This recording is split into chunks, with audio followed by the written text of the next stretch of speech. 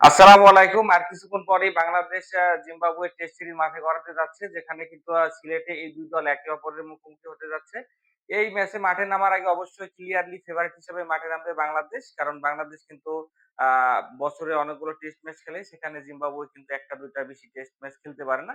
Zimbabwe কিন্তু অনেকদিন test থেকে নির্বাসিত ছিল। বাংলাদেশের কিন্তু আ আ পুরো দল নিয়েই মাঠে নামবে। একটা ব্যালেন্স দল নিয়ে মাঠে নামতে যাচ্ছে। যদিও লিটন দাসকে কিন্তু এখানে ইনজুরির কারণে বাংলাদেশ পাচ্ছে না। তাছাড়া কিন্তু আ আ যারা এভেইলেবল টেস্টে খেলে থাকে তারা কিন্তু মাঠে নামবে। যদিও জিম্বাবুয়ে কিন্তু একটা অনুপ্রেরণা নিয়ে এই ম্যাচে মাঠে নামবে। কারণ সিলেটে আ যখন বাংলাদেশ এবং জিম্বাবুয়ে একে অপরের মুখোমুখি হয়েছিল, জিম্বাবুয়ে কিন্তু ওই ম্যাচটাতে বাংলাদেশকে ১৫১ রানের বিশাল ব্যবধানে হারিয়ে দিয়েছিল।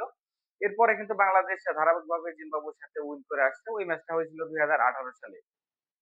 এই ম্যাচে যদি বাংলাদেশের প্লেইং 11 দেখি সেখানে কিন্তু অবশ্যই সাদমান ইসলাম থাকবেন।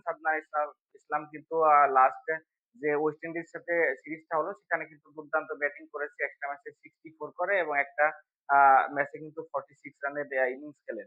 তো সাদমান ইসলামের সাথে কে আরেকজন ওপেনার হিসেবে নামবেন সেটা এখন দেখার বিষয়। তো আমার কাছে মনে হয় যে এক্সপেরিয়েন্স বিবেচনায় এখানে কিন্তু মাহমুদুল হাসান জয় টিকে যেতে পারেন। যদিও মাহমুদুল হাসান জয় এবং হচ্ছে জাকিরের ব্যাটিং কিন্তু খুবই খারাপ ছিল লাস্ট ২ টা সিরিজে। এখানে ওয়ান ডাউন ব্যাটসম্যান হিসেবে অবশ্যই থাকবেন নাজমুল হোসেন শান্ত। শান্ত কিন্তু গত আ আ ওয়েস্ট ইন্ডিজ সিরিজটা মিস করেছে ইনজুরির কারণে। এর আগে আমরা দেখেছি যে আ সাউথ আফ্রিকা সিরিজে কিন্তু খুব বাজে ব্যাটিং করেছেন তিনি। যদিও ভারতের বিপক্ষে কিন্তু একটা 50 রানের স্কোর ছিল। নাজমুল হোসেন শান্ত কিন্তু এই ম্যাচ দিয়ে আবারও কামব্যাক করতে চাইবেন। এখানে মমিনুল হক থাকবেন হচ্ছে নাম্বার 4 এ। মমিনুল হক কিন্তু রিসেন্টলি খুবই দুর্দান্ত ফর্মে রয়েছেন। লাস্ট কিন্তু ওয়েস্ট ইন্ডিজ সফরেও কিন্তু তার একটা 50 রয়েছে এবং তার আগে কিন্তু আমরা দেখেছি যে ইন্ডিয়ার বিরুদ্ধে কিন্তু তিনি দুর্দান্ত একটা সেঞ্চুরি করে বাংলাদেশকে ম্যাচে রেখেছিলেন এবং বাংলাদেশের হয়ে কিন্তু হাইস্ট আ আ সেঞ্চুরি গেটারও তিনি ১৩ টি সেঞ্চুরি করেছেন। তো ১৪ নাম্বার সেঞ্চুরি হয়তোবা তিনি এই ম্যাচে করতেই চাইবেন। নাম্বার 5 এ থাকবেন আমাদের মিস্টার ডিপেন্ডেবল মুশফিকুর রহিম। মুশফিকুর রহিম কিন্তু ইতিমধ্যে আপনারা জানেন যে সাদা বলে ক্রিকেট থেকে বিদায় নিয়েছেন। তো লাল বলে ক্রিকেটটা তিনি চালিয়ে যাওয়ার সিদ্ধান্ত নিয়েছেন। বাংলাদেশের হয়ে এখন পর্যন্ত ৯৪ টি টেস্ট খেলেছেন আর ৬ টা আ ম্যাচ খেললে কিন্তু বাংলাদেশের হয়ে ১ম ব্যাটসম্যান হিসেবে সেঞ্চুরির ম্যাচ খেলার রেকর্ড গড়বেন। তো মুশফিকুর রহিম কিন্তু ২ টা সিরিজে খারাপ খেললেও আ এর আগে পাকিস্তানের বিরুদ্ধে কিন্তু 199 এর একটা দুর্দান্ত নক ছিল এবং জিম্বাবুয়ের বিরুদ্ধে তিনি কিন্তু ধারাবাহিকভাবে ভালো খেলে থাকেন। তো মুশফিকুর রহিমের উপরে কিন্তু বরাবরের মতো লাইমলাইট রাখতেই হচ্ছে। এরপরের ২ টা অবস্থানে থাকবেন মেহেদী হাসান মিরাজ এবং জাকের আলী অনিক। তো মেহেদী হাসান মিরাজ কিন্তু ইদানিং আ আ ব্যাটসম্যান হিসেবে খুবই ভালো করতেছেন। গত ওয়েস্ট ইন্ডিজ সিরিজেও কিন্তু তিনি ২ টা ম্যাচ 40 প্লাস স্কোর করলেও আ ইনিংস বড় করতে পারেননি। অবশ্যই আজকের ম্যাচে কিন্তু তিনি ইনিংসটা বড় করতে চাইবেন। পাশাপাশি তার বোলিংটাও কিন্তু যথেষ্ট কার্যকরী এবং একই সাথে সাউথ আফ্রিকার বিপক্ষে কিন্তু তার 97 এর একটা ইনিংস ছিল। আর ৩ রানের জন্য কিন্তু তিনি তার ক্যারিয়ারের ৩ নাম্বার শতকটি পাননি। তো ব্যাটে বলে কিন্তু এক্সপেক্টেড হতে পারেন এখানে মেহেদী হাসান মিরাজ।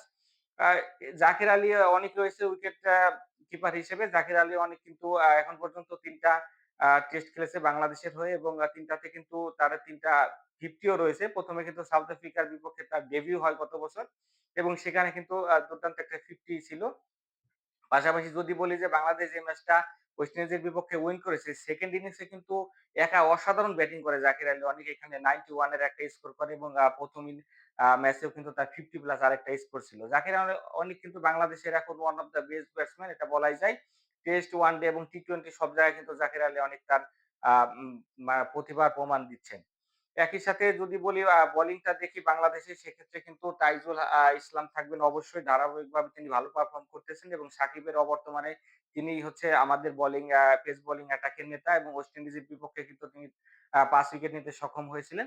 এখন দেখার বিষয় এখানে কি 3rd স্পিনার খেলাবে কিনা বাংলাদেশ টিম ম্যানেজমেন্ট। আমার কাছে মনে হয় যে খেলালেও খেলাতে পারে। কারণ বাংলাদেশ কিন্তু ঘরের মাঠে বরাবরই ৩ জন স্পিনার নিয়ে খেলতে পছন্দ করে। যেখানে কিন্তু নাঈম হাসান রয়েছে তিনিও যথেষ্ট ভালো বল করে থাকেন।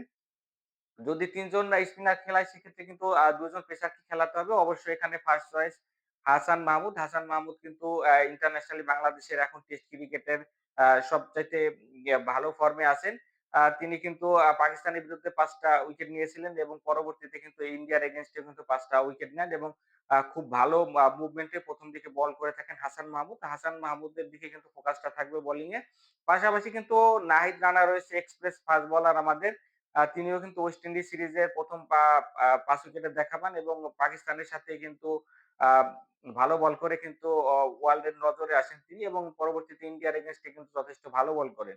তো হাসান মাহমুদের বোলিং এ কতটা ভালো ব্যাট করতে পারেন জিম্বাবুয়ের ব্যাটসম্যানরা সেটা কিন্তু অনেকটা নির্ভর করছে এই ম্যাচের আ রেজাল্টের উপর। হাসান মাহমুদের আ বলে কিন্তু যথেষ্ট পেস এবং বাউন্স রয়েছে। জিম্বাবুয়েরা কিন্তু হাসান মাহমুদকে এর আগ আ সরি আ নাহিদ রানাকে এর আগে কখনো খেলেননি। তো এটা কিন্তু একটা ব্যাটেল দেখতে পারি আমরা।